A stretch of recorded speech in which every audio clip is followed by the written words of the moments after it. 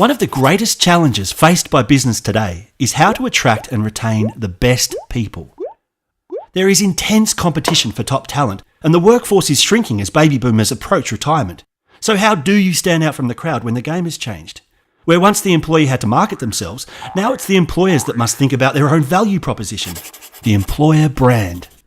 Strong employer brands increase an organisation's ability to attract, retain and motivate people. They support the organisation's ability to deliver higher levels of customer satisfaction, be that customer a consumer or employee. A study of Australian workers by the Gallup organisation reveals that 79% of workers are not engaged or are actively disengaged in their work, costing business an estimated $31.5 billion a year in lost productivity. Can you afford this lost productivity? Improving employee engagement and commitment to your employer brand is strongly linked to higher revenues, profit margins, and overall returns on investment. So what is your brand strategy, and how do you build it? Employer branding is more than a communication strategy. You must offer the experience, reinforce values, and deliver the dream. Put it this way, your employees dedicate around 50% of their waking life to work. They are behind the scenes and on the front lines. They are affected by every business decision you make. Which means that as an employer, you cannot promise to be anything other than who you really are.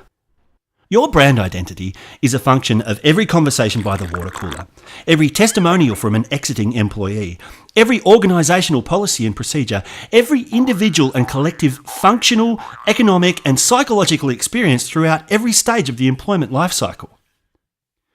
Just as the most powerful product and service brands are founded on a multifaceted approach to experience building, it is equally important to adopt a strategy utilising a wide range of tools and techniques to acquire the insights necessary to develop and manage an effective employer brand. In other words, you cannot choose to not do employer branding. It is not management speak. The employer brand is established in real time. It determines the quality of the workforce.